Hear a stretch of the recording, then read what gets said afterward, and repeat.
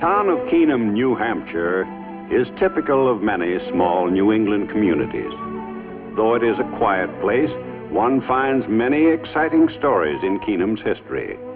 Its dignified old houses have sheltered many secrets, and a lot of them have been scenes of romance, mystery, and sometimes tragedy. Keenum has its share of legends, too, of distinguished ghosts who still haunt some of our rambling mansions. But stranger than any New England legend is the true story of one Keenum family.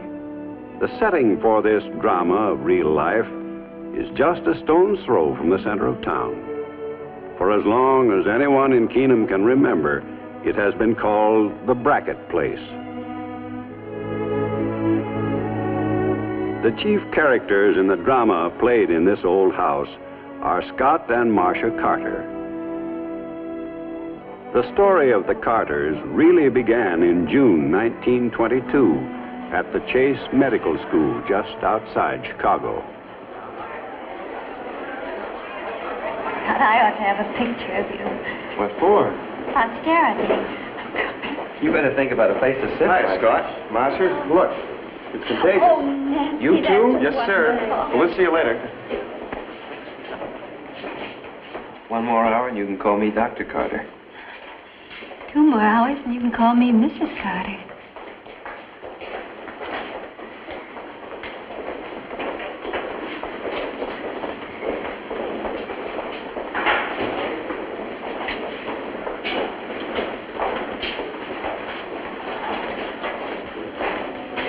Alexander Peter Barzinski.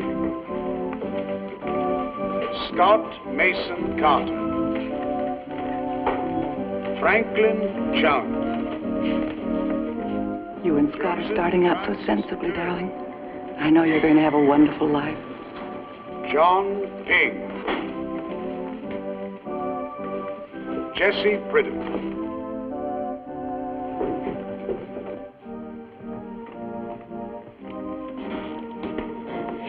Candidate for the honorary degree of Doctor of Science, Dr. Charles Frederick Howard of Boston.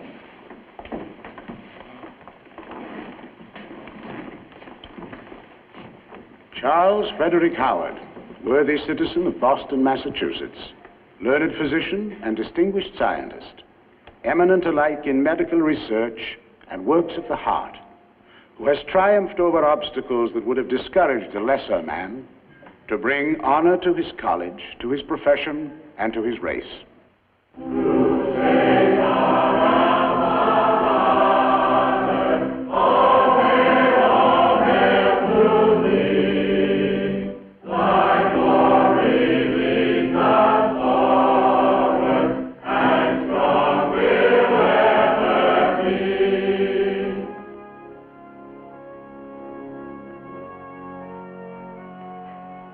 Mercifully with his favor look upon you and fill you with all spiritual benediction and grace, that ye may so live together in this life, that in the world to come ye may have life everlasting.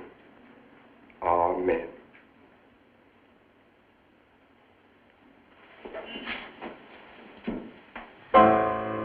Well, Scott? Marcia. Oh, Mother. Good luck. Thank you. Lots of luck. Jesse, I'm a married woman. Yes, you are. And you don't look any different either. And you're next. Right. Oh, I wish you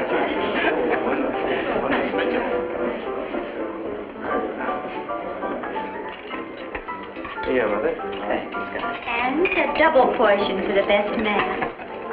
Don't choke on it, Jesse. I won't. Would you like some of my wedding cake, James? No, thank you, dear. Congratulations, Scott and Mrs. Carter. This has been a notable day. Oh, thank Yes, you. sir. Well, and hello, Dr. Howard. We're mighty proud of you this afternoon, Oh, sir. indeed we were. Thank you. I hope this won't upset your plans. Excuse me, Miss Carter. Of course, Dr. Howard.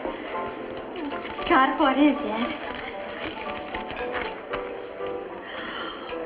Looks like we're going to spend our honeymoon in Georgia, Marcy. Oh, Dr. Howard was able to get the internship for you. Garrison Memorial. And I was due to report there yesterday. Oh, Scott.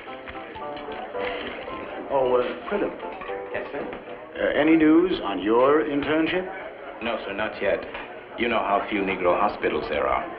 And the white hospital... I know, but with your record. It is my record that keeps me out of a white hospital. But I'm not worried.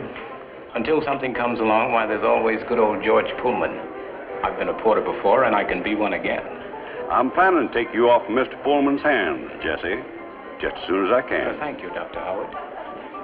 How are you, Miss Mitchell? I'm fine, Dr. Howard. Too bad Mr. Mitchell wouldn't come to the wedding. Dr. Howard, nowadays Morris won't admit even to himself that we're Negroes. They're leaving.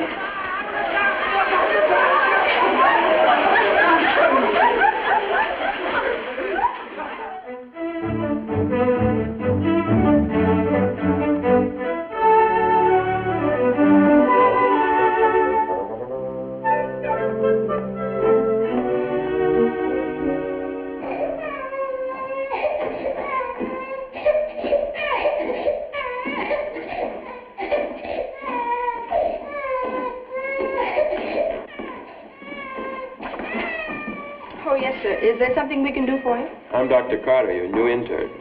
Oh, yes, Dr. Carter, you're expected. Won't you have a seat? Thank you.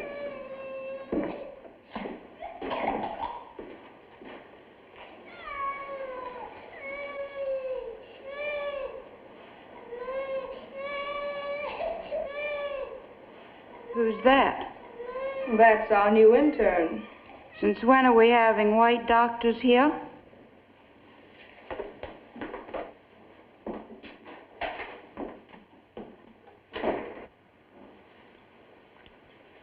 What'd you do to your hand? I burned You burned it? When did that happen? last week. Oh, that's too bad. But the bandage is going to make it feel better.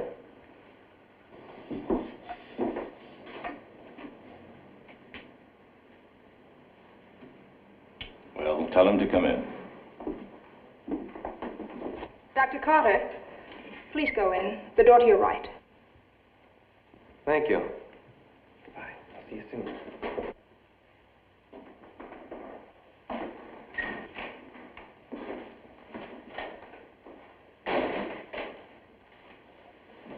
Good morning, Dr. Carter. You should have a seat. It's too bad you came south so quickly. Your wire to Dr. Howard said report immediately, so we didn't waste any time. Dr. Carter, I'm in a most embarrassing position. Now, of course, we admire Dr. Howard very much. And when he recommends an intern, we go out of our way to place him. He said you'd taken several men he suggested. Yes. But you see, we're a southern hospital with very few positions open. And only last week, our trustees decided that from now on, we'd have to give preference in our internships to southern applicants. You mean because I'm a northern Negro, I'm not wanted here? Well, now, Carter, I don't know that I put it that way. But you accepted me. I brought my wife here, rented a place to live. I'm very sorry, young man. There's nothing further I can do. But I don't think you'll have any trouble getting into a northern hospital. And now, if you'll excuse me, Dr. Carter, I have a lot of work to do. Thank you, Doctor.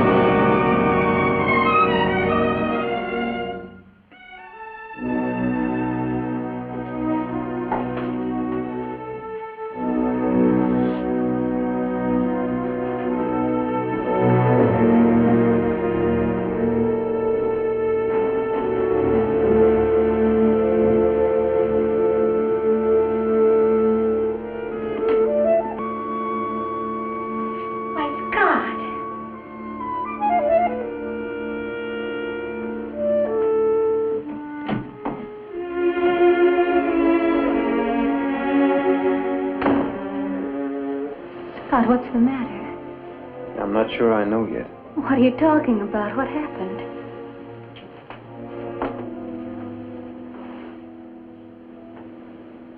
I haven't got the job, Marcia. Oh. Cashman said he had to give it to someone else. To someone else?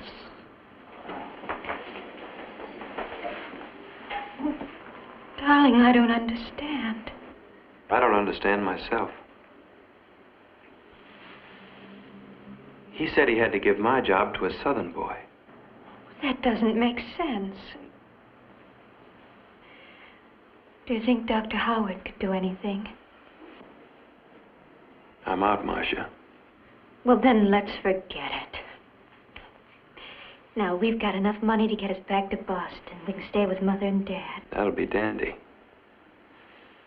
There are 5 railroad stations in Boston. It's a good place for a red cap. And if a passenger faints, my medical training will be invaluable. Scott Carter. Do you think after what you went through for 6 years, I'd let you be anything but a doctor? No. I want you to start answering every ad in this medical journal. Right this minute.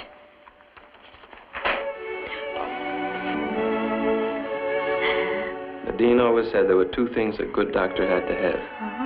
A fine medical education. Well, you've certainly got that, darling.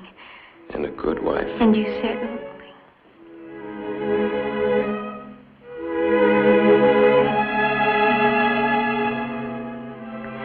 Dr. Carter, we've got to pack.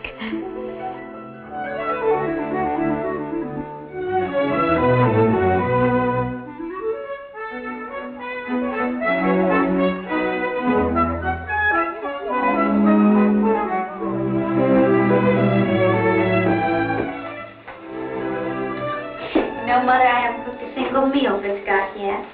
That's easy to arrange. I hope you're going to be here for a long time. I'd like to keep you here forever. I know. Scott's still on the telephone. Well, let's sit down. Morris, you sit here. Where do you think I've been sitting for the last 20 years? Oh, dear, I can't think straight today. Well, Dad, we cooked ham and eggs for you this morning. Fine. That was Dr. Howard.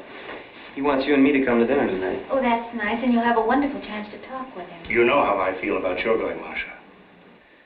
What do you mean, Mr. Mitchell? Marcia's never been identified with colored people. Luckily, there's no need for you to be either. Being turned down by that Negro hospital was the best thing that could have happened to you. You don't understand. Seeing Dr. Howard is very important to Scott. It happens to be very important to me, too. I won't have my daughter seen in the company of Negroes. Look, Mr. Mitchell, when Marcia married me, she decided for herself to be a Negro. We did agree to let Marcia make up her own mind about this, Morris. You agreed.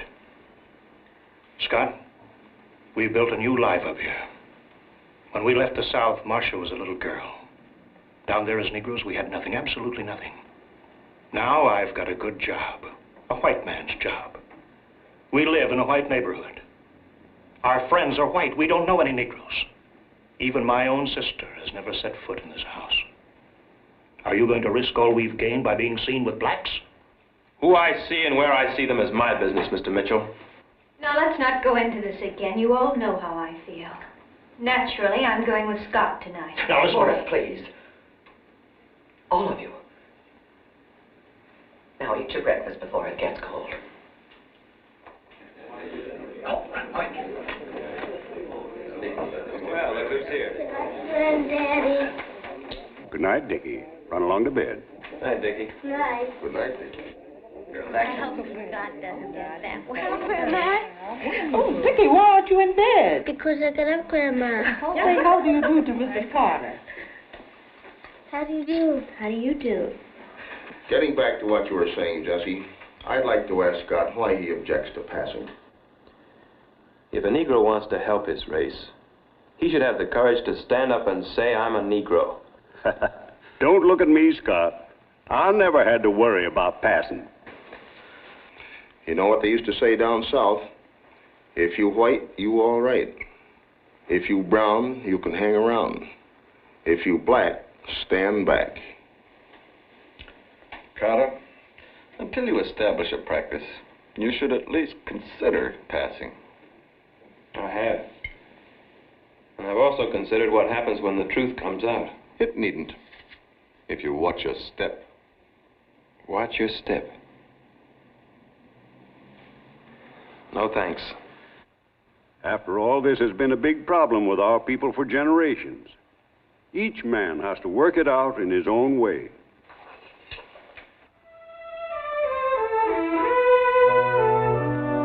I'm sorry, but there just aren't any openings for Negro doctors.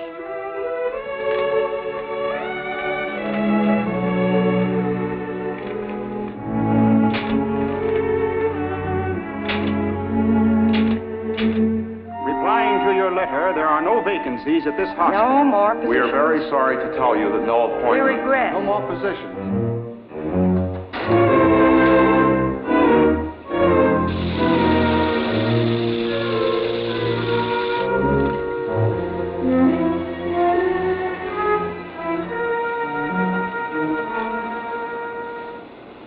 The Forsyth Clinic has no openings. We have no vacancies. There are no internships. No internships. No more vacancies. We have placed your application on file.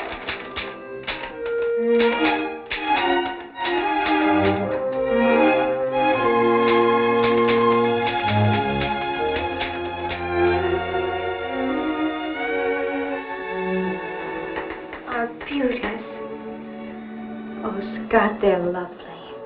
First of the season. Thank you. I'll get some water for them. What are you doing home so early? I quit. You quit. Mm-hmm.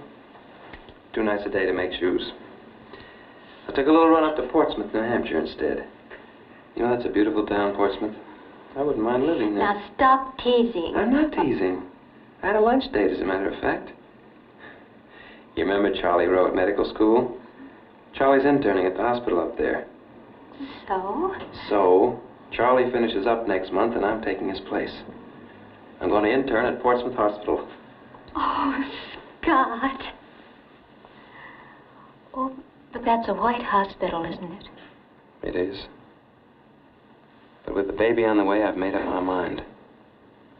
For 1 year of my life, I'm going to be a white man.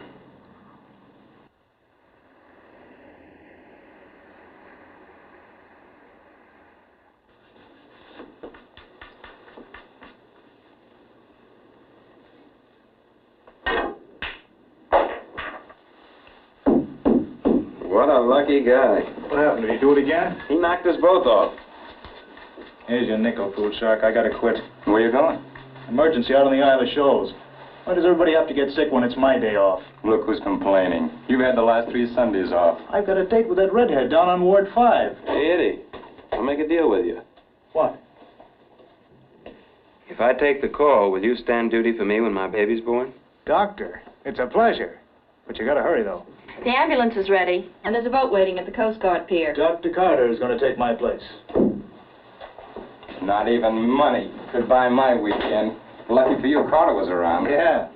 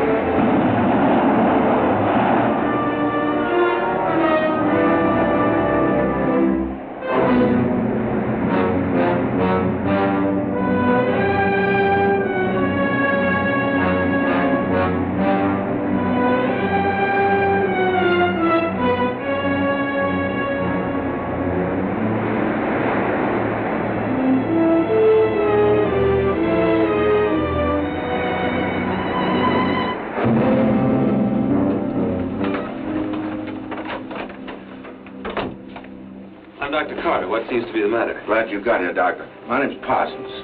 Walter and I came out here for some fishing, and one minute he was laughing and joking. Next he was doubled up with pain. What's the patient's name? Brackett. Dr. Walter Brackett. The head of the Osmond Clinic? That's the man. Has he had any recent illness? Well, he's had ulcers, but they haven't seemed to be bothering him recently.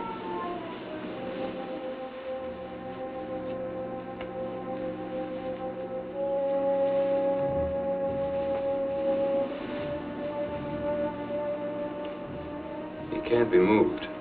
What is it, Doctor?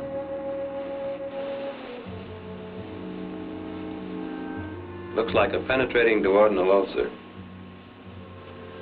He's bleeding badly internally.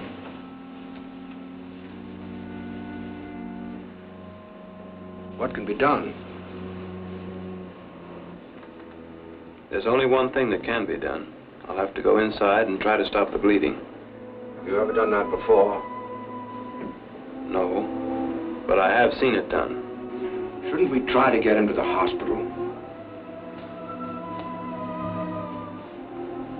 There wouldn't be time. Before we got halfway to the mainland, he'd have bled to death. If you'll be kind enough to wait in the next room, I'll do the best I can. Well, I'll be right here if you need me. Let's get ready.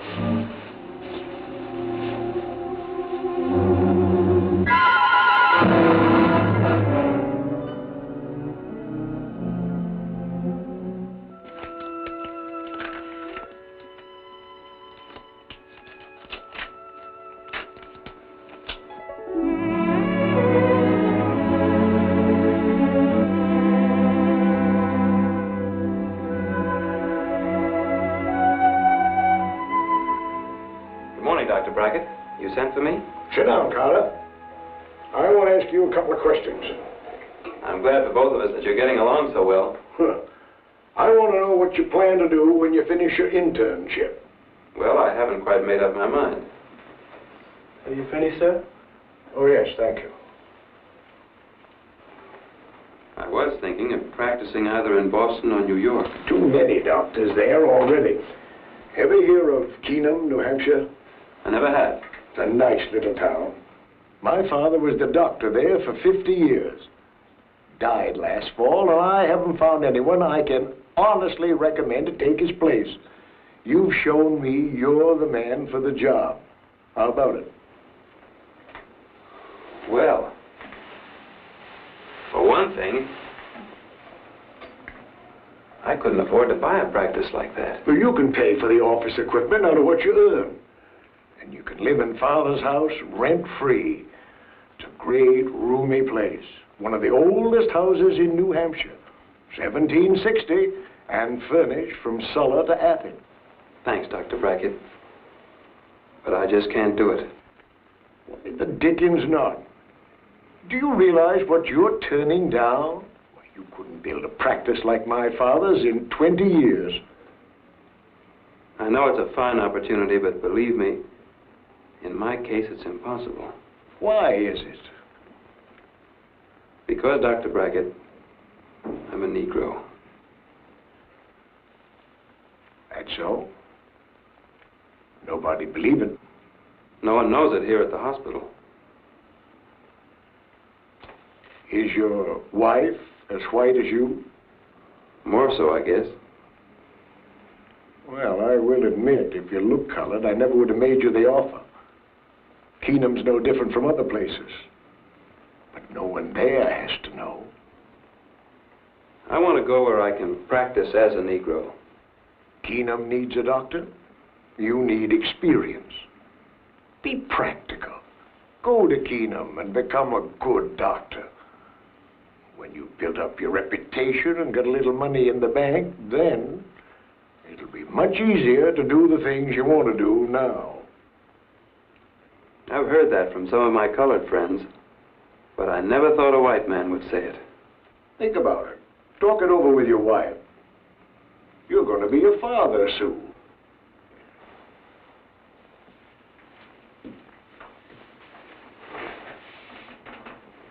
Aunt Helen's skin's as light as yours is, isn't it, Mother? Well, I should think so. After all, she's my sister. So is Uncle Peter's. But you know, young Peter looks more like a Negro than either of them. Though he's no darker. What on earth? Oh, I see.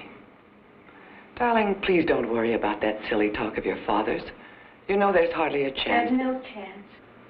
Scott says the baby won't be born dark no matter what Papa thinks. Oh, it isn't that, Mother. I guess I'm just a...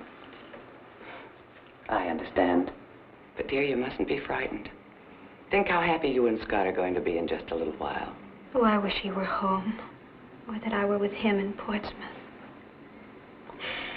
And I wish I knew what was going to happen when he finishes his internship. I wouldn't worry with a husband like Scott. He loves you. And I thank the Lord you'll soon be able to live your own life away from this house. All of you, Marcia. You and Scott and your son. Oh, so it's going to be a boy? Hello, Dad. Oh, it's all decided. Mother says my baby's going to be a boy. Boy or girl, I still say it ought to be born in this house. But Scott said... I know Scott said. But I've told you 1,000 times you can't risk a hospital. Morris, please. The arrangements have all been made at the Boston Lying In. Well, I suppose it's got nothing to do with me. If your baby's colored and you want the whole world to know, I can't stop you.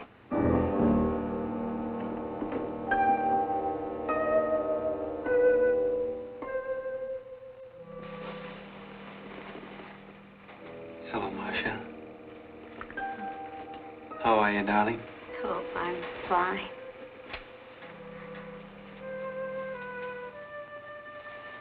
Well, where's my boy? They're bringing him right in. Oh, here he comes.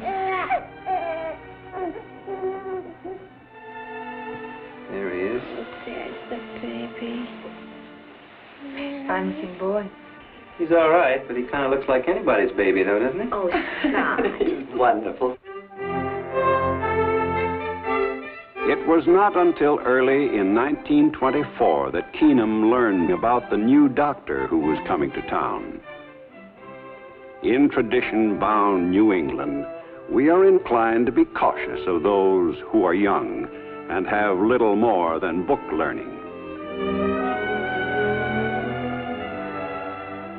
Even though Scott Carter came to Keenum highly recommended, many of his first patients were not sure that he had enough experience to take the place of a doctor who had practiced in our community for 50 years.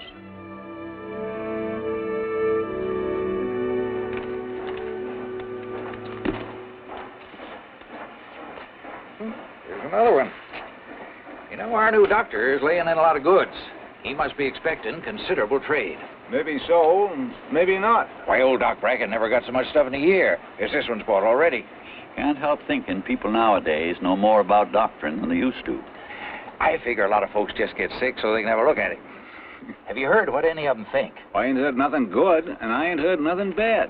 It takes time to tell. Old Joe Potter called him out 3 in the morning, night of the sleet storm. Took the doc 2 hours to get there. What ailed Joe?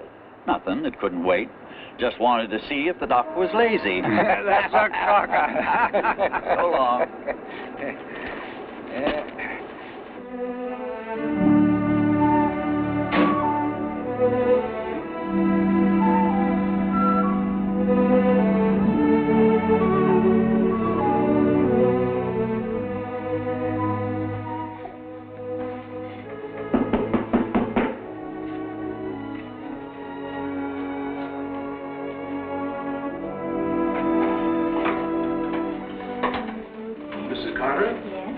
I'm John Taylor, rector of St. Paul's, and this is Mrs. Taylor. Oh, yes. How do you do? Won't you come in, please? We just thought we'd drop by and welcome you to Keenum. Oh, that's very nice of you. I'm sorry the doctor's out making a call. He'll be disappointed not to have seen you. Oh, won't you go right in, please? Thank you.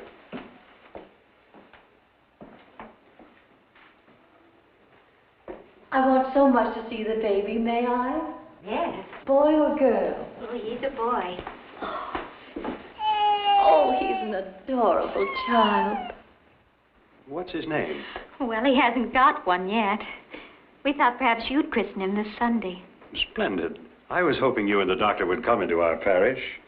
Is the young man going to be named after his father? No.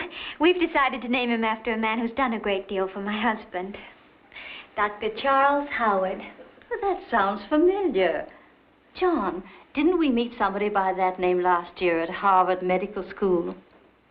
Well, it might have been the same man, Ellen, but I doubt it. It's not an unusual name, and Boston is a big city. Well, there we are. Won't you sit down, please? Thank you.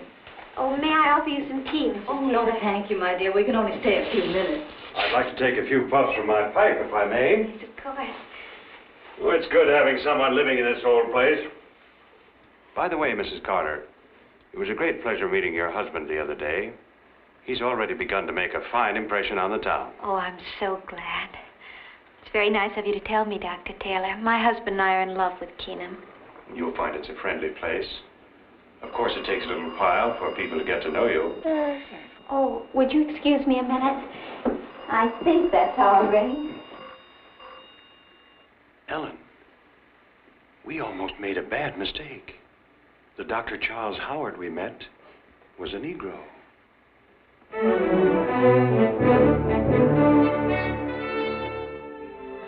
Shouldn't have waited a week, Mr. Bigelow. This boy is sick. Well, didn't like to bother you too soon after you got here. I mean you to call Dr. Brackett quickly, but you weren't quite sure about me, huh? Don't know. I heard you did a good job on the hoist boy when he broke his leg. Folks up Keenum way are inclined to be a little slow in taking up strangers. But gradually we came to know our new doctor as a man who could be counted upon in all weathers. Memories are long in Keenum, and folks still talk about the morning in March when Levitt Perkins' youngster fell through the ice and most everyone gave him up for dead. But Doc Carter had no idea of giving up.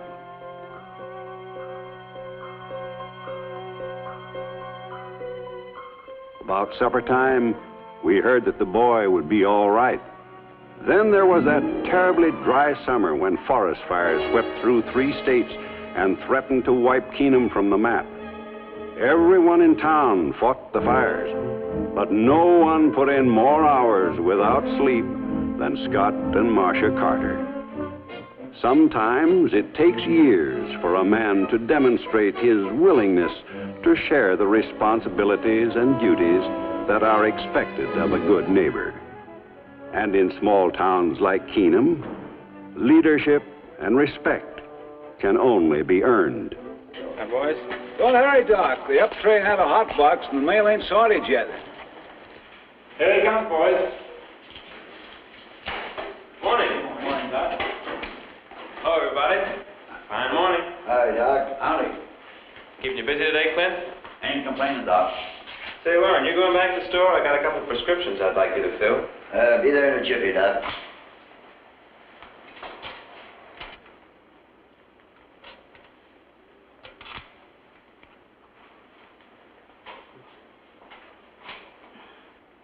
Something seems to be wrong with the lock here on 23, Clint. I can't get it open. Well, now that's funny. Let's have your key. You forgot to pay your box rent, have you, Doc? The government needs the money.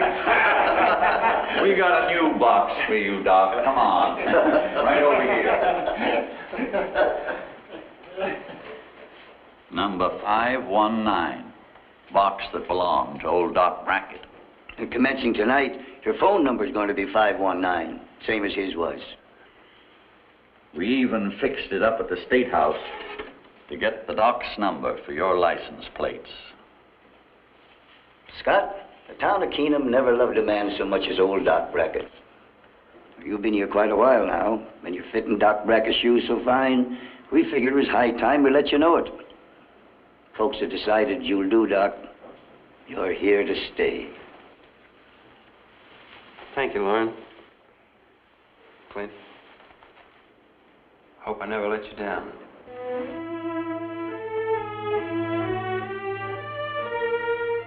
In 1942, Keenum was typical of the small American community at war. It had been nearly 20 years since the Carters moved to Keenum, and during this time, Scott had become one of our first citizens, as well as one of the most successful doctors in the state. When war broke out, Marcia Carter was made chairman of the Red Cross.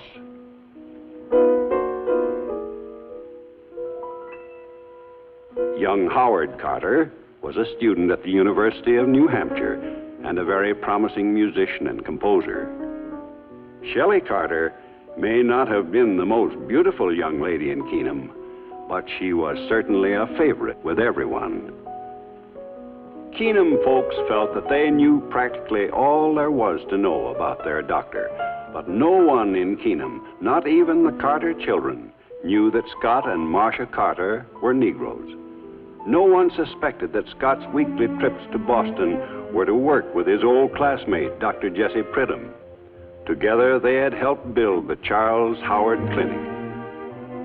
In Boston, one day a week, Scott Carter practiced medicine as a Negro among Negroes. In Keenum, he was simply our doctor.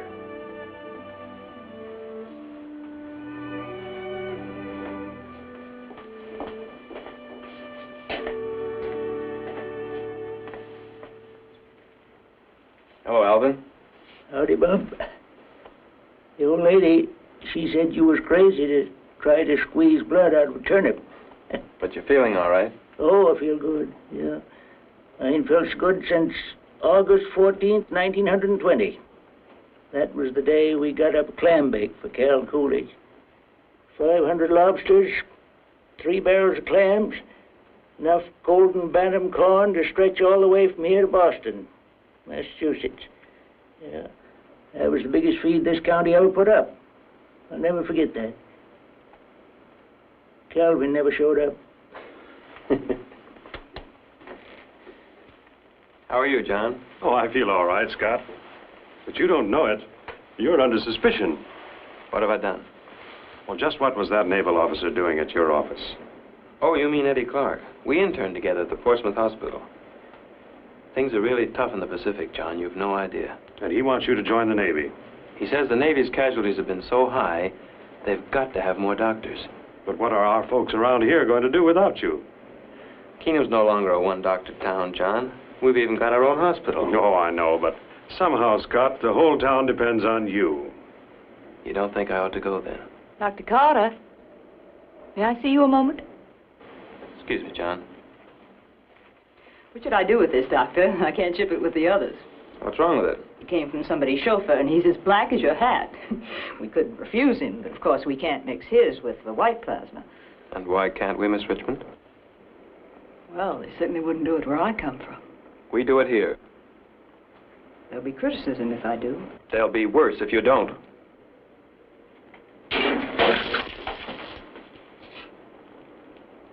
Some fighting man may lose his life because of this, Miss Richmond.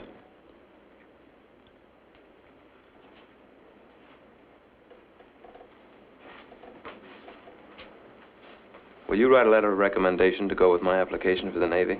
I certainly will, Scott. I'll write you a humdinger, one that would get you by St. Peter. Thanks, John.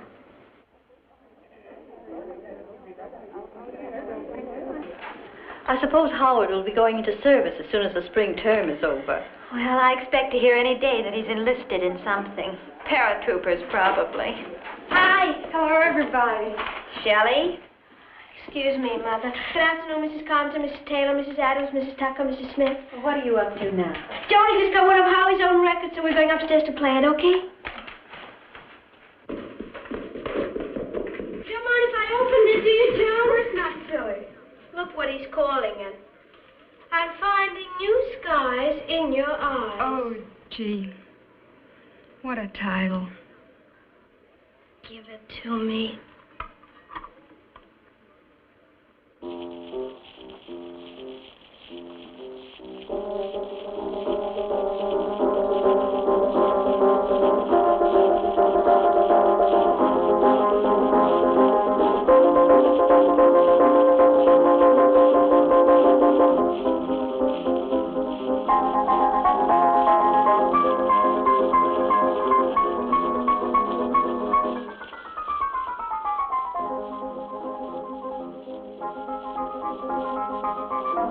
Hey, Joe.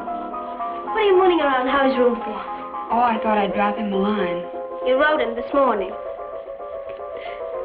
Why do you suppose Howie didn't take that picture of me up to college with him?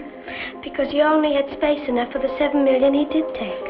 Oh, come on, Droopy. After all, he wrote the tune for you.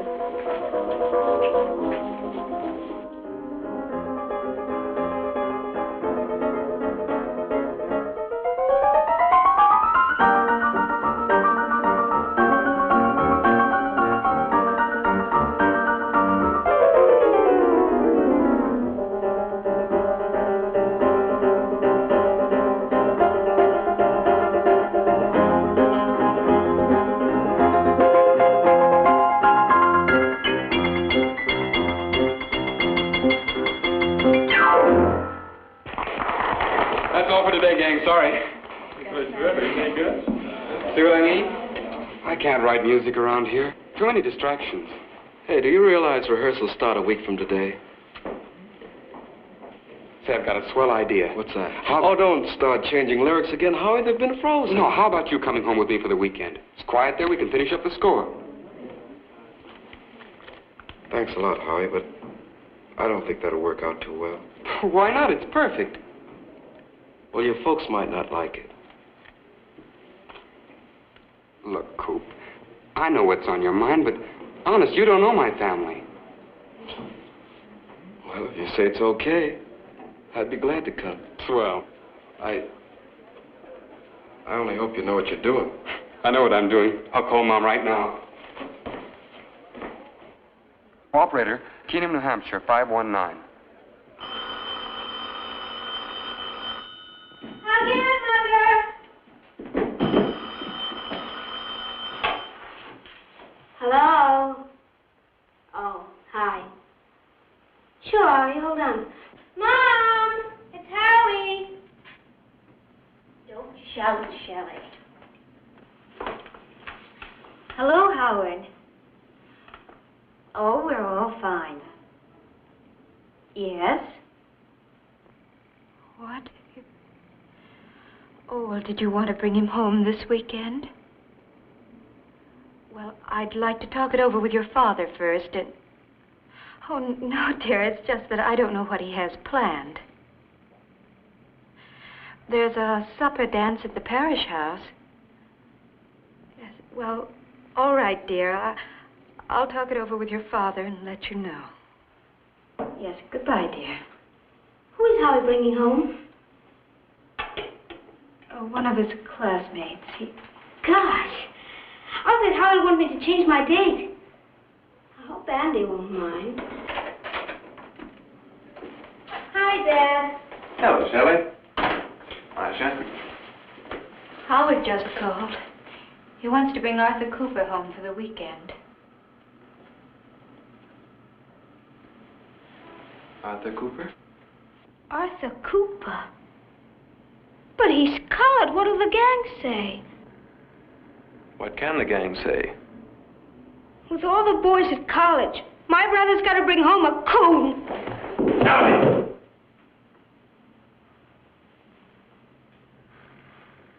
Don't ever use that word again. It's a contemptible thing to call anybody. Arthur Cooper is a Negro, and he's a friend of Howard's.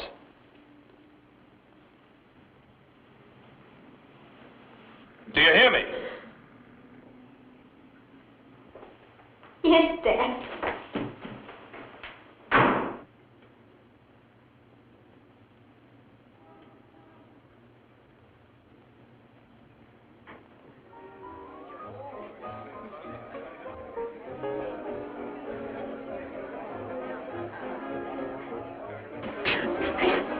I don't see Andy. Looks like you've been stood up, Shelley. Oh, Andy'll be here. Probably had to work late. Come on, Shel. See you later, boy. Sure thing. See you.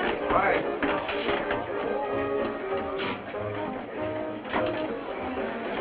We're so glad you could come, Ruth. Wouldn't miss it for anything. Good evening, Mrs. Taylor. Doctor? Hello, Howard. This is Art Cooper, a friend of mine from college. Well, how do you do, Arthur? How do you do, sir? Mrs. Taylor. Hello, Arthur. How do you do? We've heard that you boys are the Gilbert and Sullivan of the university. Indeed we have. We hope you'll give us a sample later. Well, maybe. Oh, please do.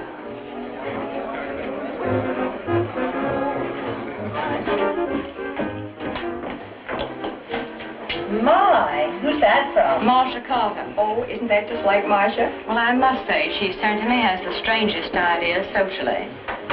I suppose it wasn't her fault, but no one with any background invites darkies to their home. Why aren't you two boys dancing? I'm just waiting for Jones. You'll have to excuse me. I'm not the ballroom type. Hi, Andy. Hi. Hey, I thought you were going to pick me up. Well, I was, but I had to work late.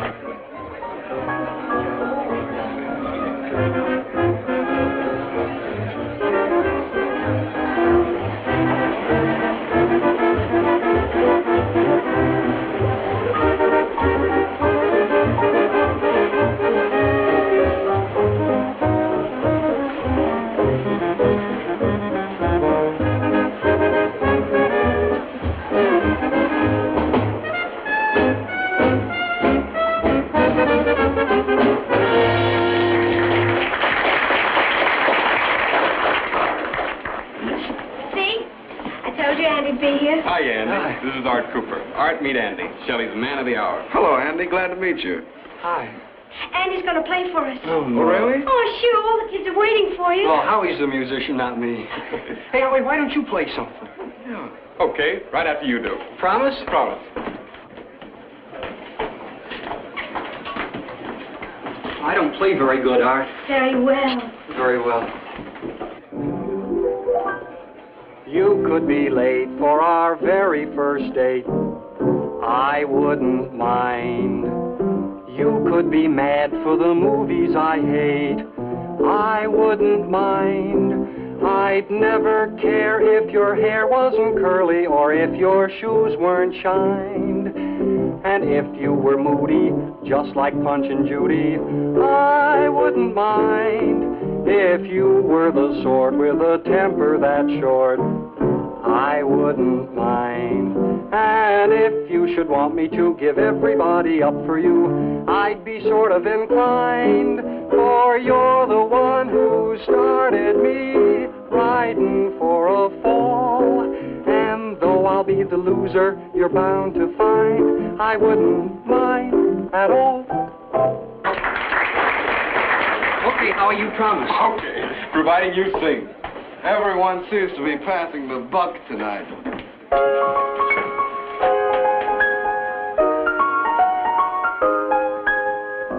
Nobody loves me now. Nobody cares at all. My girl's gone away. I guess I'm through with love. Ain't got a thing. Dudley says that once you get to know them, they're just as nice as anyone. Aren't you going to serve that, Abby? I'm not going to be a waitress for any Negro. I guess I'm through with love.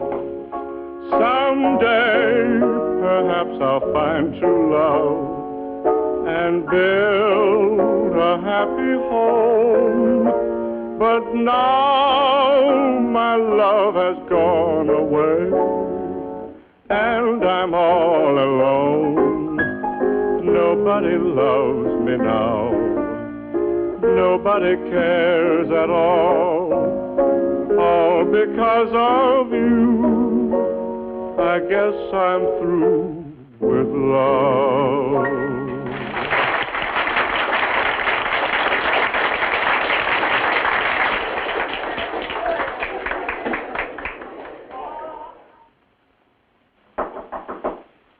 Come in. Hiya, Dad. Good evening, sir. Hello, boys. I was just going to have a glass of beer. Will you join me? Sounds good to me. What do you say, Coop? Swell. Fine. Sit down. Thank you. Have a cigarette, Coop? Sure.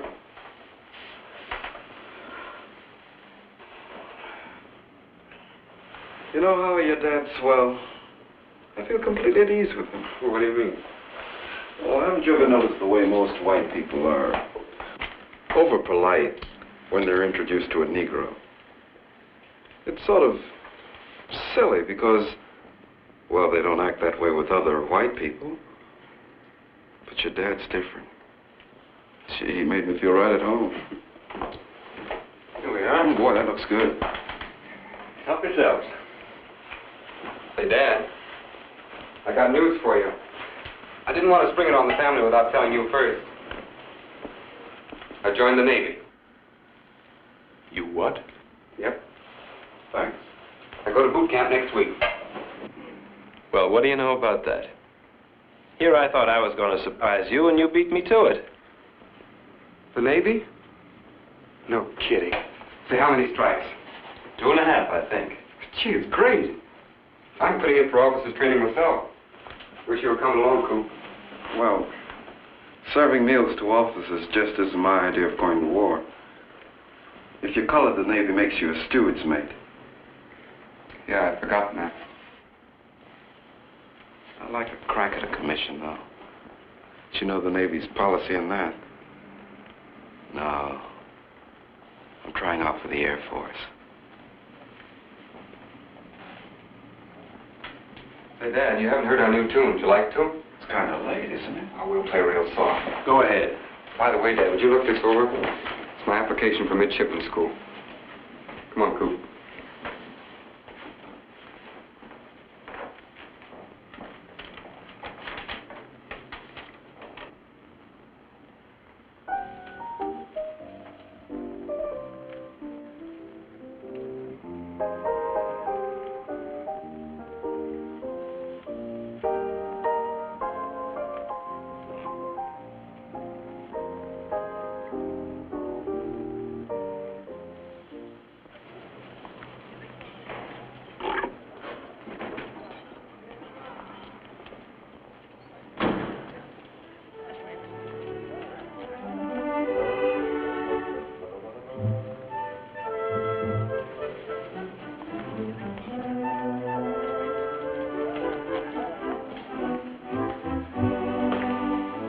Morning, John. You got a registered letter for me? Morning, Doc. Yes, sir. From Washington, Navy Department. Sign this, please.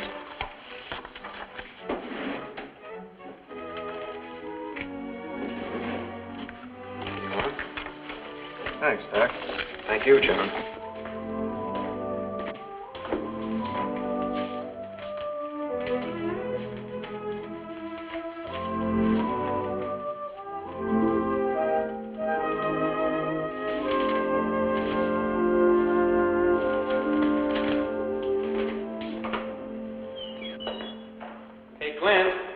Hi, Doc. Mind if I come in?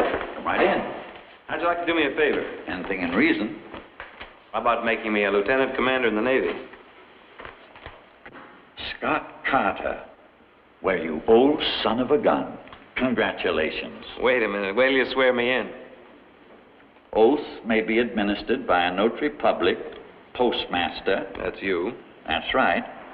Now, where did I put the Bible? Oh, yes, here it is. I've been waiting a long time for this, Clint. Never swore in a naval officer before. Raise your right hand and repeat after me. I, Scott Mason Carter. I, Scott Mason Carter. Do solemnly swear that I forgot to tell you, some people are coming by to wish you good luck. Hadn't I better get out of this No, thing? you'll do no such thing. Well, I look like an awful show-off. And I want Howard to see you in it. You sure? I'm sure. Is it all curious about my new job? Oh, terribly, but isn't it a secret? Officially, yes, but Eddie Clark said I could tell you. I'm being ordered to a flat top, the USS Yorktown. Well, that's exactly what you wanted, isn't it? Yes. Oh, gee, Dad. You look terrific in your uniform. Oh, there's a patient waiting for you downstairs. Says it's very important. Tell him I'll be right down. Okay. Darling, but hurry.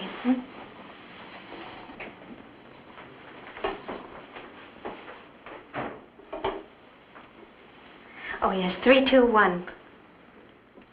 Hello, Lauren? He's got it on, gold braid and all. Uh-huh, in just a few minutes. Good evening. Good evening. What's the trouble? Dr. Carter? Yes. Sit down, won't you? Thank you. My name is Lacey, Naval Intelligence. Do you mind if I ask you a few questions? Not at all. But I only have a few minutes. Did you sign this application for a commission?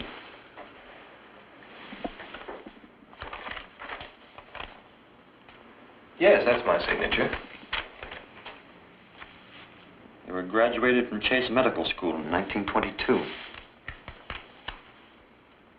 You were a member of Kappa Alpha Psi, a Negro fraternity. Doctor, do you have Negro blood in your veins? We all have the same blood in our veins. Yes, I am a Negro.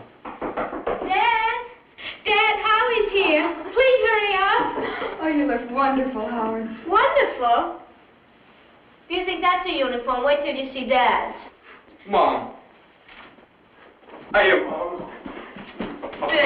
Baby. Well, let me look at you.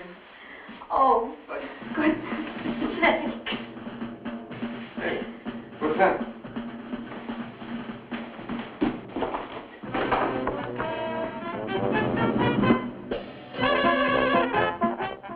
Say, it's going to be quite a party. I better get cleaned up. And you hurry.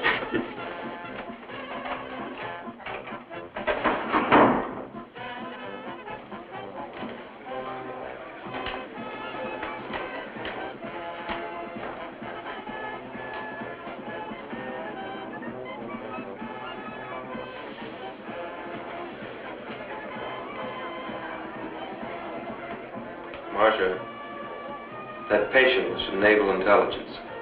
My commission is being revoked because I'm a Negro. Oh, no. I still have to be at the Navy Yard tomorrow. But when his report reaches Washington, they won't even take me as an enlisted man. Oh, my dear. Where's my shoe, kid?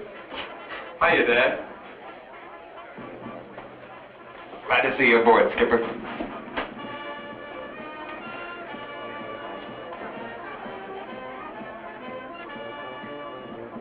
What's the matter? Howard, your mother and I have something very important to tell you.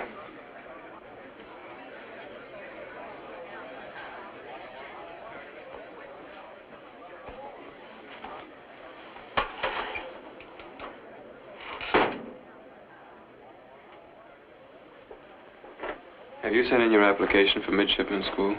Sure. I wish you hadn't. Why not? Look, Dad, I'm old enough to decide.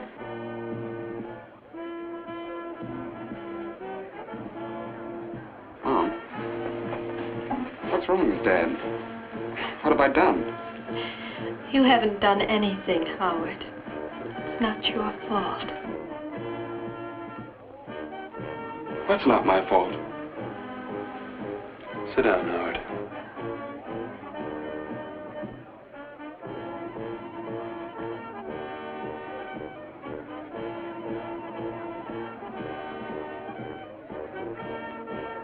I should have told you this years ago.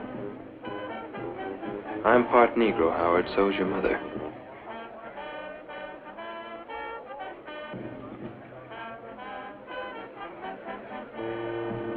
What do you mean? That makes you a Negro, too. The Navy doesn't commission Negroes.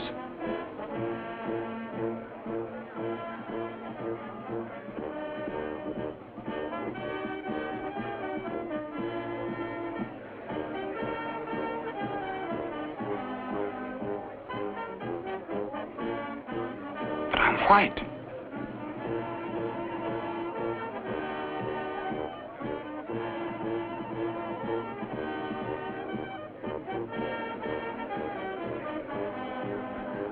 That's true, isn't it? I am white.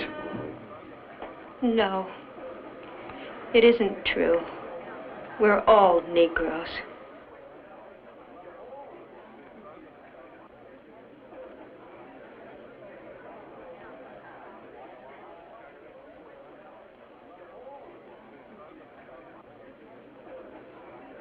I don't believe it. I'm sorry, Howard. I wish I'd had the courage to tell you before.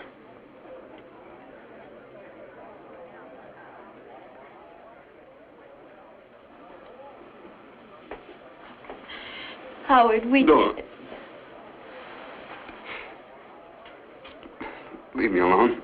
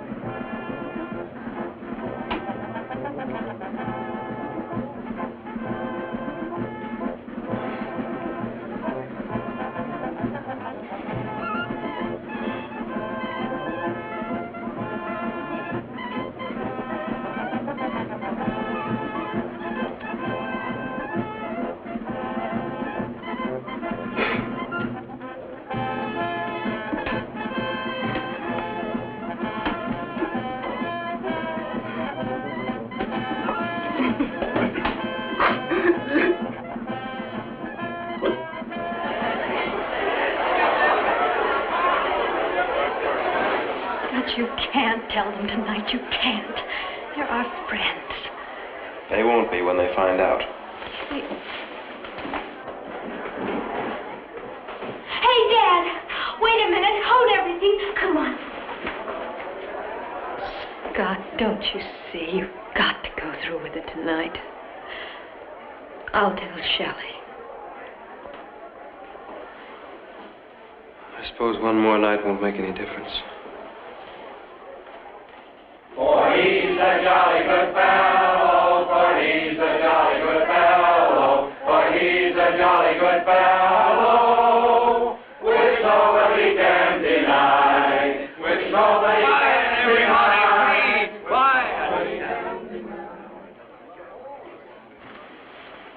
Scott, you've been our doctor for a long, long time.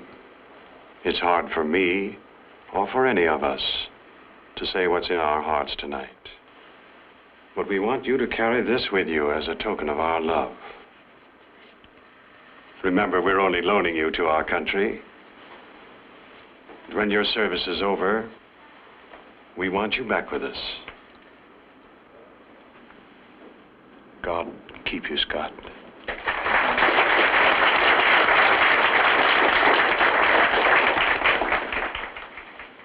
Thank you. Thank you all.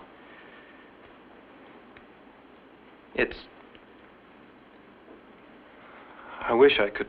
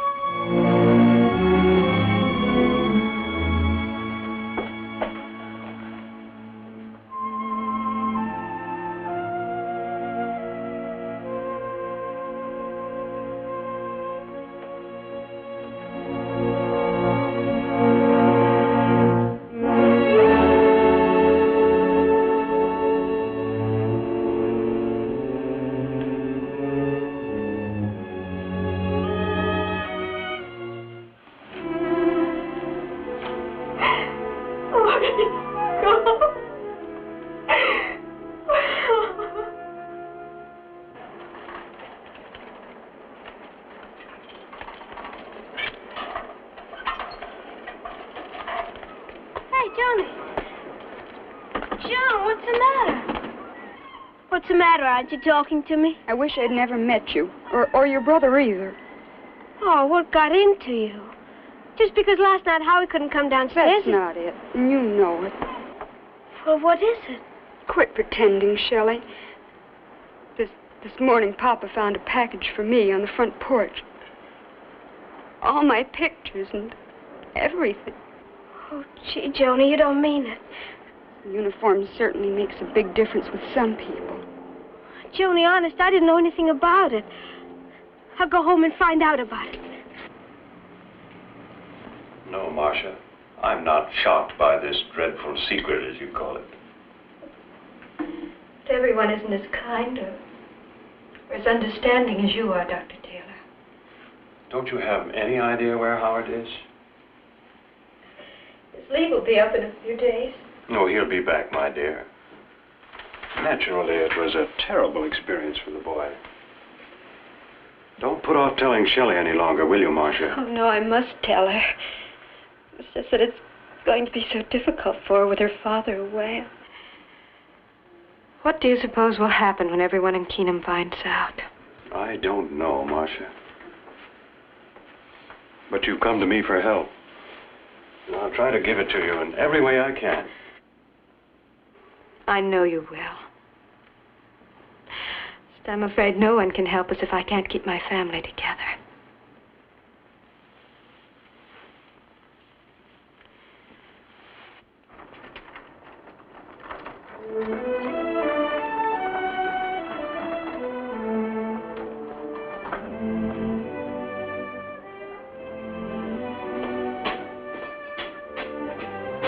Good morning, nurse. Good morning. Good morning, Doctor. Good morning, Doctor.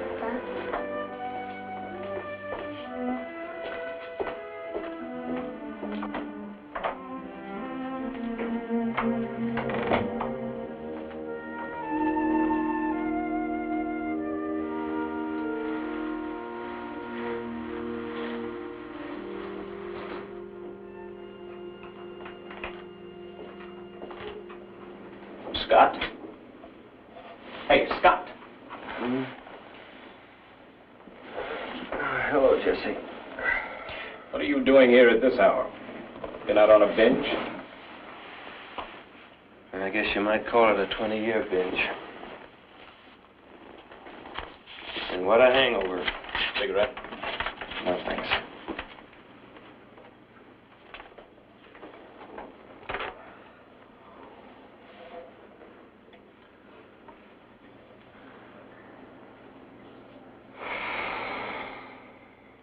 Because of failure to meet physical qualifications, your commission is hereby revoked. That's a delicate way of putting it. Yes. It's a lot prettier than what the words really mean. Negroes not wanted. And they made me stay 3 days at the Navy Yard just to hear that. That's too bad, Scott. Is that all you've got to say? What? Now, wait a minute, friend. You knew the risks all along. Don't tell me after all these years you're going to start feeling sorry for yourself. Not for myself, Jess. Marcia and I'll make out all right. It's no news to us that we're Negroes. I only hope Howard's strong enough to take this. The Navy doesn't arrest him for desertion. You know he's run away. I'm sorry to hear that. It's Shelley I'm really worried about. She's so young, Jess. And she's always had such complete faith in me. A shock will break her heart. I helped talk you into passing years ago. And I would again today, even knowing what's happened. But it was your duty to tell the children. I know it, Jesse, so well. What am I going to do now? We've got this clinic, haven't we? Why don't you clear out of Keenum? Bring the family down here. You're probably right. Dr. Brackett warned me Keenum was just like other places.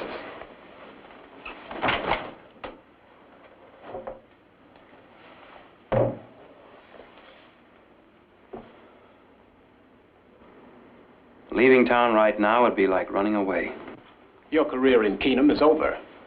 They don't have Negro doctors in New Hampshire. The last thing I heard was, we're only lending you to our country. When the Navy's through with you, we want you back.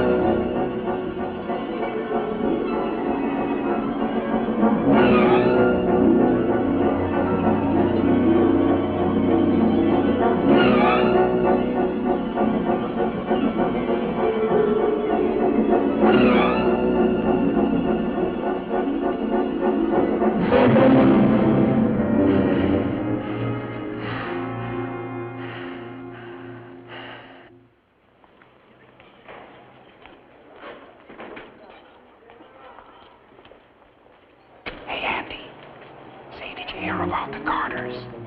They say Doc Carter's been kicked out of the Navy.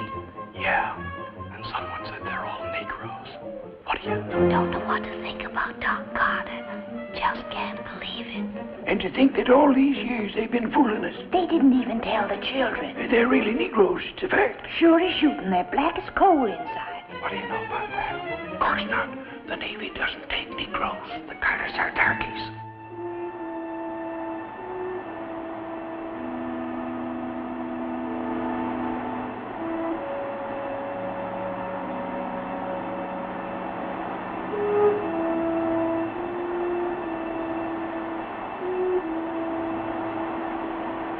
Hey, Shelley! Shelley!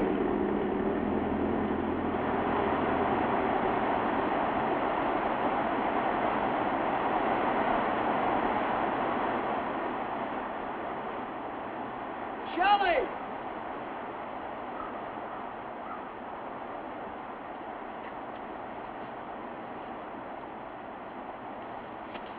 Shell!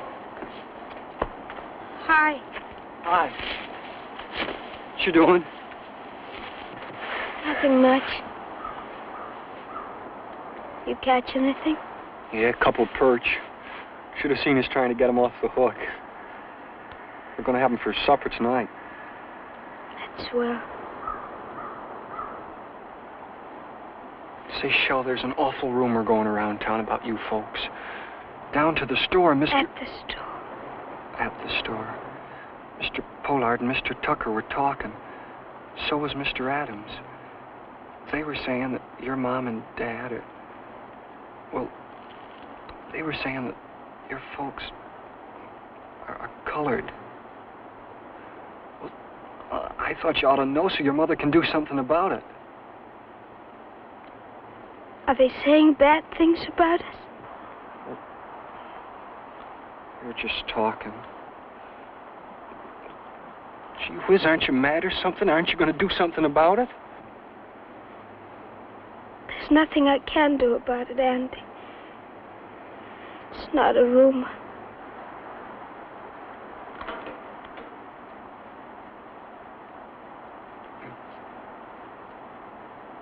You're not going to leave town or anything, are you? Still going to the dance with me, aren't you? I don't think so, Andy. But thanks a lot for asking me.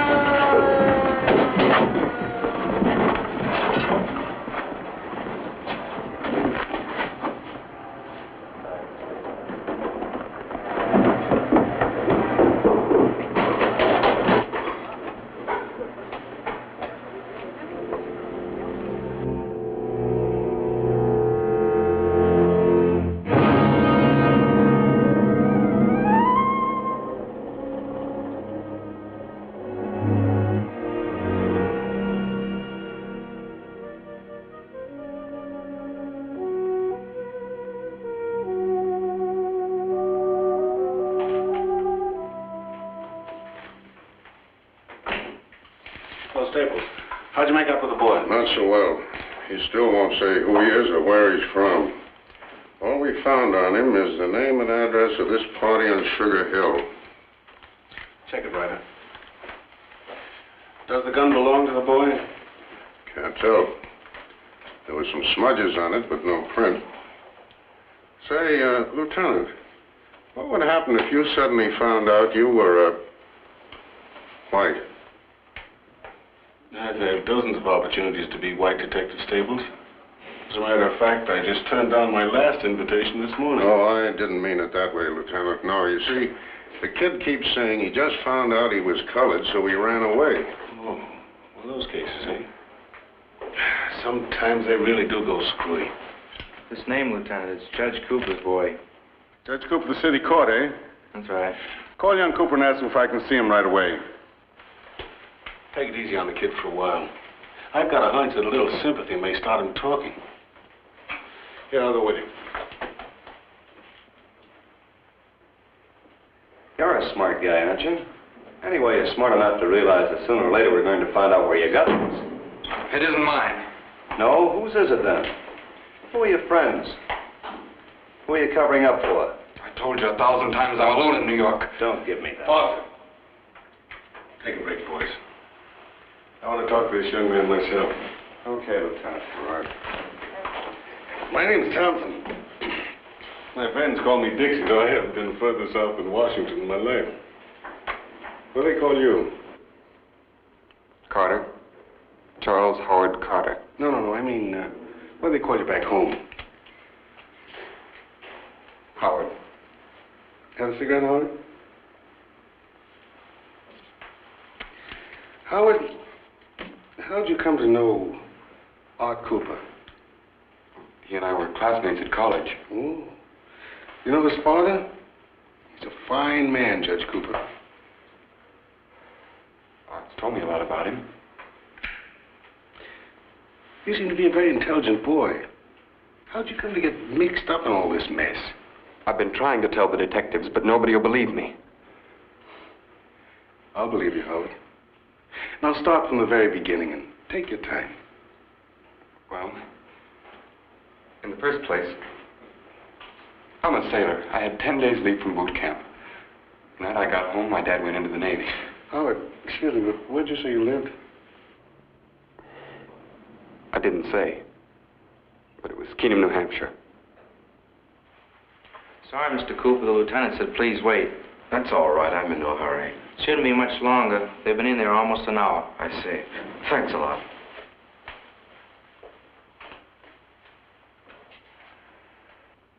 Howard? They've got a lot of pride, you know. Some prejudices, too, same as the whites have. Prejudice? Those guys were killers. But you'll find gangs like that in every slum section of the city. These kids, they kill and steal because, well, they're caught in a trap. And this is the only way they can show their defiance. Whether they're white or whether they're black, people are pretty much the same. Except me. I'm neither white nor black. I'm both. Howard, you're a Negro. And there are plenty of other Negroes whose skins are light enough to be mistaken for white. Some 8 million or more. And my father's one of them. Wait a minute. Before you start passing moral judgment, remember what you've seen in Holland since you've been here. It's not much like New Hampshire, is it? Look, I came here to find out what it's like to be a Negro. And you think that you can find that out in 5 days? I've been a Negro among Negroes all my life. And more than half of it's been spent here in the police force in Harlem.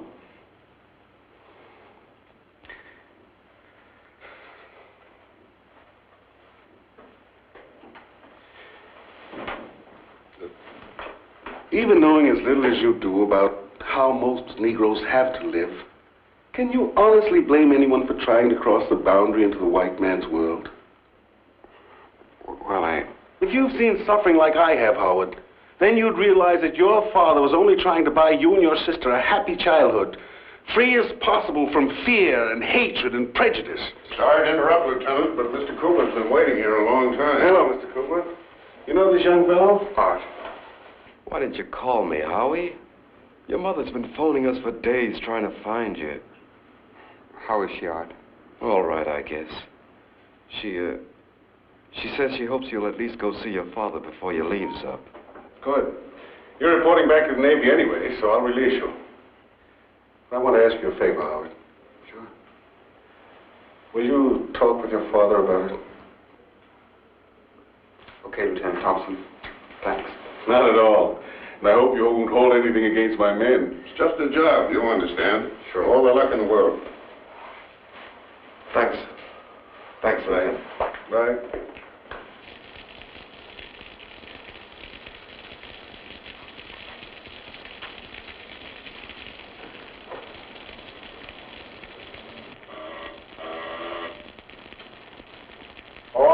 All right. Just a minute.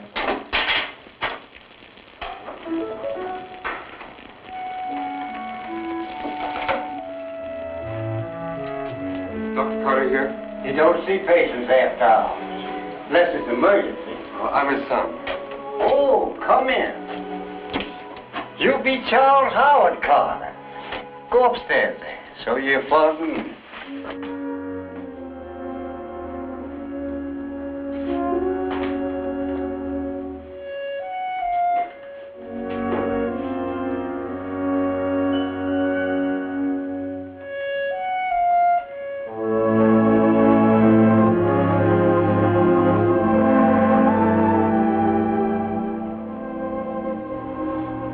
Dr. Howard be mighty proud of what your dad's done.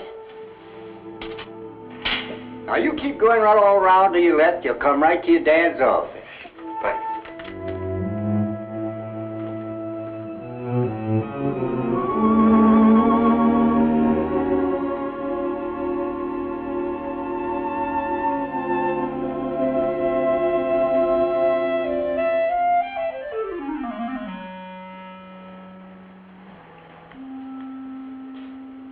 Hello, Dan. Howard. What are you doing here? Mother told me where to find you. Sit down.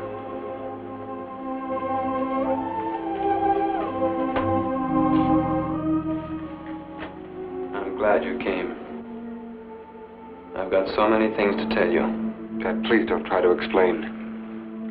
Howard.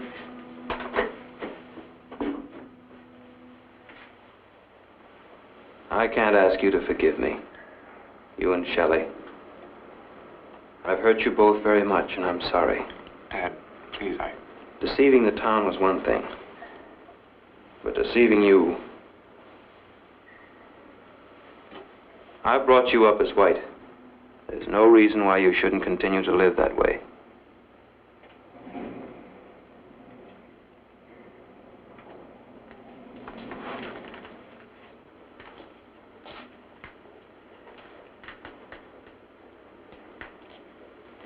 What are you going to do? Me? I'm going back home. Perhaps not to the old kingdom where everyone was our friend. But your mother and I will live at last. The way we planned to live when we married. That's why I came tonight. To go home with you. Mom wants us all to keep together.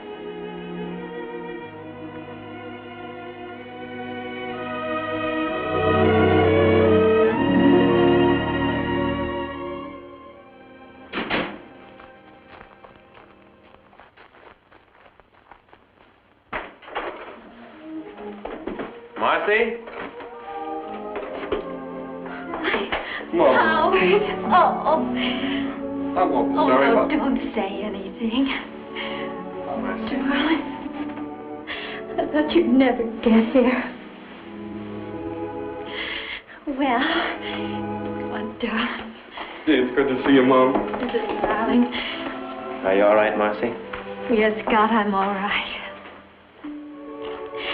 Well, you two must be hungry. I'll fix you something to eat. Let me help.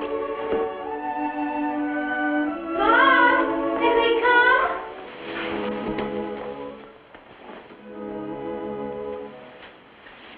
Oh. Where's Howie? Hello, Shelley. Hello. Howie! Hiya, Zena. Oh, gee, I'm glad to see you. How you been? Okay. Boy, am I hungry.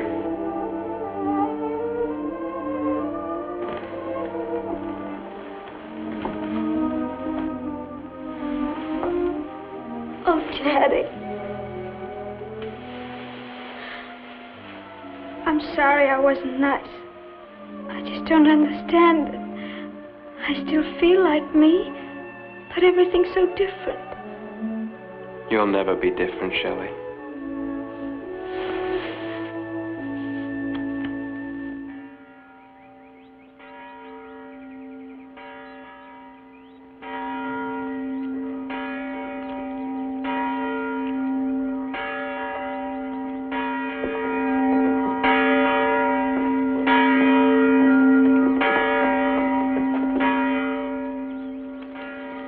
Good morning, Henry. Hello, Abby.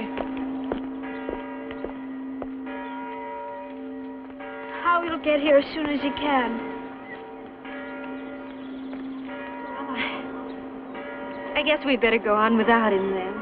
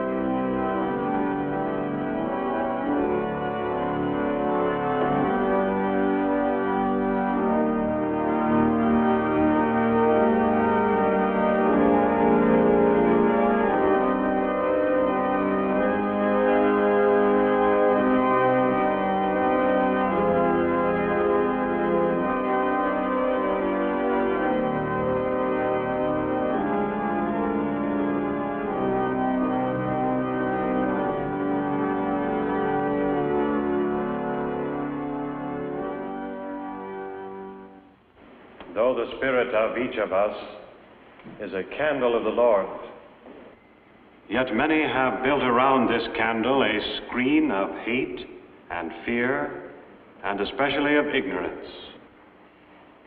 A screen that hides the flame not only from our fellows, but ourselves. In the light of God and of His Son, who Himself was the light of the world, all men are brothers, one unto another. But how dim is this light in our time? We know that many small candles must be gathered together to make a great light. I wonder how many of you saw an article in last Tuesday's papers, an article which announced that such a candle had recently begun to shine in Washington.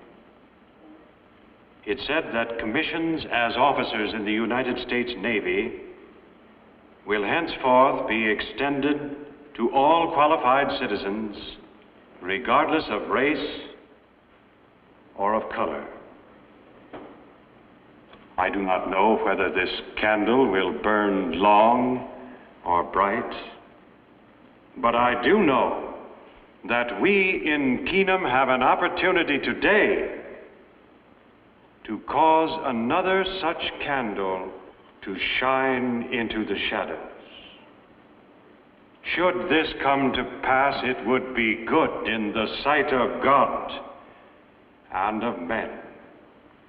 For we are all God's children and bear His heavenly image, and one man is the image of all men. I am my brother's keeper. Let us pray.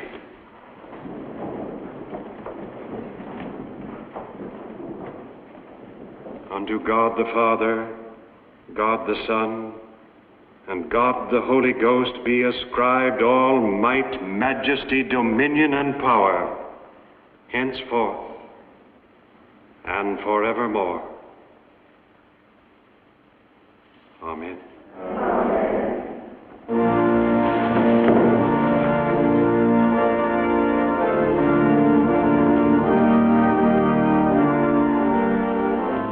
Instead of hymn 217, we will sing hymn number 519. Once to every man and nation comes the moment to decide. 519. A number which is well known to all of you because it belongs to our doctor.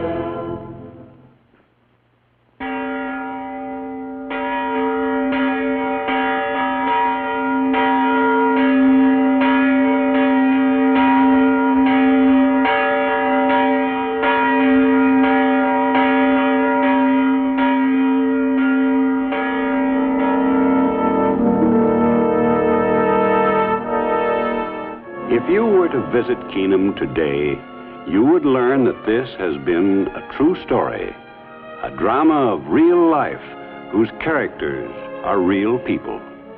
The old Brackett place is still occupied by the Carters, and Scott Carter is still our doctor.